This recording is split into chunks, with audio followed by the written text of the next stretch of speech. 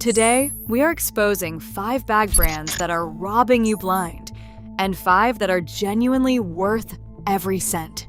If you own any of these, you probably already feel that something is off. If you are about to buy one of them, this video just saved you a lot of money. These 5 brands survive on logo mythology and the assumption that you will never look inside the lining. The dirtiest secret in this industry is that the $150 to $500 range is where the most dishonest markup lives, not at the top. This video is the evidence. Michael Kors. Michael Kors is what happens when a fast fashion brand decides that a gold logo is an adequate substitute for actual craftsmanship. That classic jet set tote retails around $300. The hardware is zinc alloy with a thin gold plate that costs under $3 to produce. The body is PVC-backed textile, not leather. Total build cost is under $30. You are paying 10 times that. Every cent above $30 is brand oxygen. Here is what the marketing will not tell you. The budget goes on influencer gifting, not leather sourcing. Carry one for 14 months and watch the gold lift from the zip pulls in front of other people. Real hardware does not do that. You are not buying a luxury bag. You are buying an advertisement for the idea of luxury, and the invoice arrives slowly, in public. Coach. Modern Coach is a cautionary tale, a brand that spent decades building genuine American craft credibility and then liquidated it at 100 outlet malls. A Coach tabby retails for $495. The pebbled leather is corrected grain, sanded and coated to hide inconsistencies, and it costs around $8 per square foot to source. Total build cost, $40 to $60. Markup, 8 to 9 times. The heritage Coach built its name on in the 1960s was a completely different product. That Coach is not available at your local shopping center. The name remained. The leather room did not. Run your thumb along the interior lining edge after 6 months. There is a specific way corrected grain leather pills and separates at the stress points, like a slow apology for what it is made of. You are not buying American craftsmanship. You are buying the memory of it. Louis Vuitton. Louis Vuitton's monogram canvas is the most successful magic trick in fashion, a petroleum-based synthetic sold at leather prices, wrapped in the most recognizable logo on earth. The Speedy 25 retails for $1,250. The monogram canvas is PVC-coated polyester, not traditional canvas, not leather, polyester coated in PVC. Material cost is under $45 on a $1,250 bag. Markup is over 25 times. The product page calls it coated canvas. That is not inaccurate. It is also not the full story. I should be honest. My numbers here come from teardown data and long-term owner accounts, not personal ownership. If you have carried a Speedy for years, tell me in the comments whether I have got this right. You are not buying a leather bag. You are buying a logo on a polyester base at leather prices. Gucci. Gucci has perfected one specific skill, charging maximum tier prices for mid-tier construction. The Ophidia GG tote retails at $1,490. The GG Supreme canvas is coated fabric, not leather. The lining is synthetic. The hardware is a brass tone alloy. The total build cost is $60 to $85. That is a markup of 17 to 20 times. You are paying for a creative director's reputation and 40 years of cultural mythology, none of which shows up in the stitching. Gucci canvas either survives perfectly or fails at the seams, with very little in between. Real leather owners say their bags look better with age. Gucci canvas owners say theirs either made it or they did not. You are not buying Italian luxury. You are buying the name of something that was once built as Italian luxury. Dior. The Lady Dior has increased in price by over 70% in 5 years. The product inside the box has not changed in any meaningful way. A Lady Dior medium retails today at $5,900. In 2019, it was $3,400. The lamb leather is genuinely beautiful, and Dior sources well, but the hardware and interior lining have drawn consistent quality complaints across collector forums since 2021. The build cost is approximately $270. The markup is 21 to 22 times. The price increases are not driven by better materials. They are driven by the luxury industry inflating entry prices to manufacture exclusivity. At $5,900, some owners have reported their chain straps respond to a magnet. At this price, a magnet test should not be something you need to conduct. You are not buying a piece of fashion history. You are buying the name of one, and the admission price goes up every 18 months. But for every brand robbing you blind, there is one that puts the money exactly where it belongs, into the bag itself. Strathberry. Strathberry proves you do not need a French address or a century of heritage to make a bag that is genuinely worth what it costs.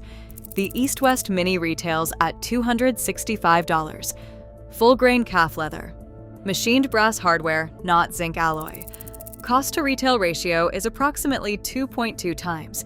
Compare that to the 20 times markups we just spent 10 minutes documenting. Here's what most people get wrong about Strathberry. Because it does not have a Paris postcode, it gets systematically underestimated. The product belongs in the same conversation as brands charging 3 times the price. The only thing missing is the mythology. Long-term owners describe the leather softening into a second skin over 18 months, not degrading, softening. That is what quality leather does. It improves with use, rather than revealing its cost. Personally, I think Strathberry is the most underpriced serious bag available right now, and it will not stay that way for long. Kuyana. Kuyana was built around one slightly radical idea. Make fewer things, make them better, and charge honestly. In a category built on the opposite of that, it is quietly revolutionary. The classic structured leather tote retails at $325. Full-grain Italian Napa leather, full suede interior lining, not synthetic, solid brass hardware, cost-to-retail ratio approximately 2 times. The brand publishes its supply chain. Not many brands at any price point will do that. A brand that shows you where the money goes is a brand confident that where the money goes is defensible. Owners who have carried this tote for 2 or 3 years describe the leather developing a subtle sheen at the handles, the specific patina that only comes from genuine, untreated, full-grain hide. Synthetic materials do not do this. Corrected grain does not do this. It is the physical proof of what you bought. In my view, Kuyana is the most honest mid-range bag brand operating right now, and the fact that its price sits this close to Michael Kors is one of the clearest illustrations of how distorted this market has become. APC does not chase trends, does not run influencer campaigns, and does not inflate its prices to create the illusion of desirability. It makes very good bags from real leather and charges a price that makes sense. The Demi-Lune Half Moon bag retails at $460. It is constructed from full-grain, vegetable tanned leather, one of the most labor-intensive processing methods available. It takes weeks longer than the chrome tanning used by most fashion brands. The cost-to-retail ratio is approximately 2 times. Most people get APC wrong. The bags are often dismissed as too plain by buyers trained to mistake logos for quality. The plainness is the point. There is nothing on the surface distracting you from the leather, and the leather does not need distracting from. Buy an APC vegetable tanned piece and give it 2 years. The color deepens, the surface develops character at the creases, and the bag looks more interesting than the day you bought it. Vegetable tanned leather is designed to age. Most of what we covered in the villain section is designed not to. Personally, this is the bag I would give someone as their first real leather purchase, because the leather itself will teach them what quality actually feels like over time.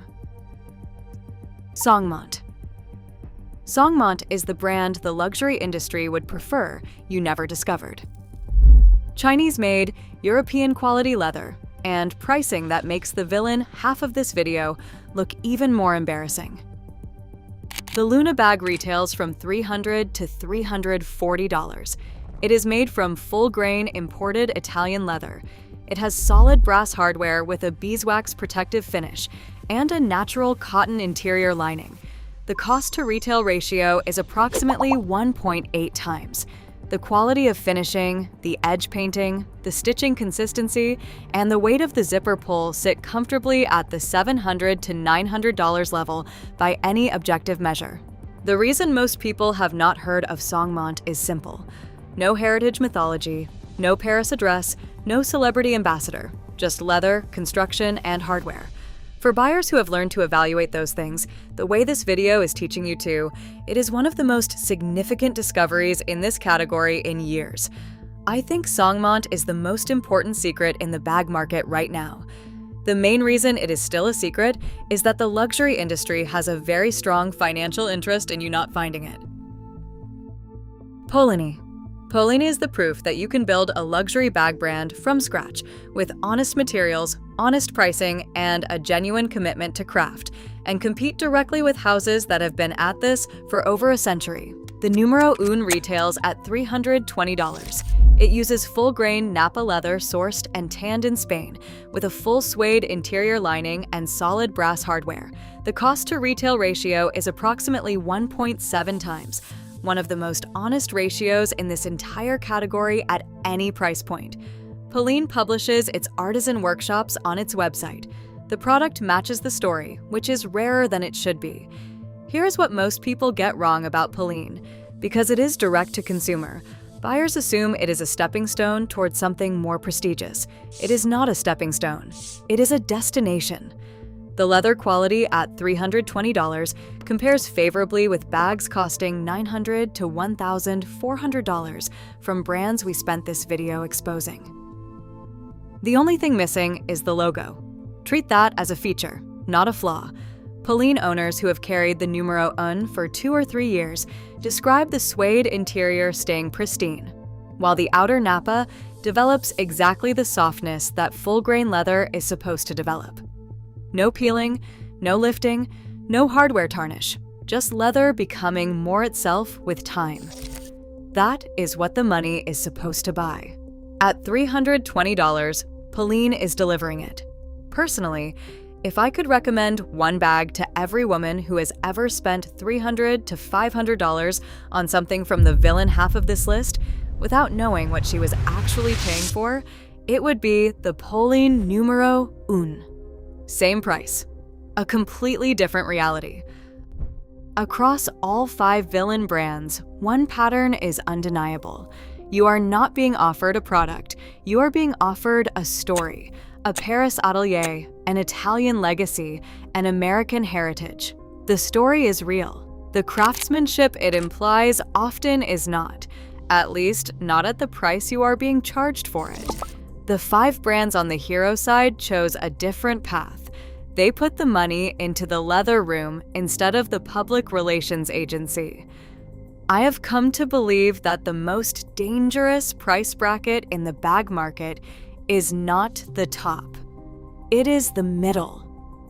The $200 to $500 range is where the markup is most invisible, where the branding is most convincing, and where buyers have the most to lose relative to what they are spending.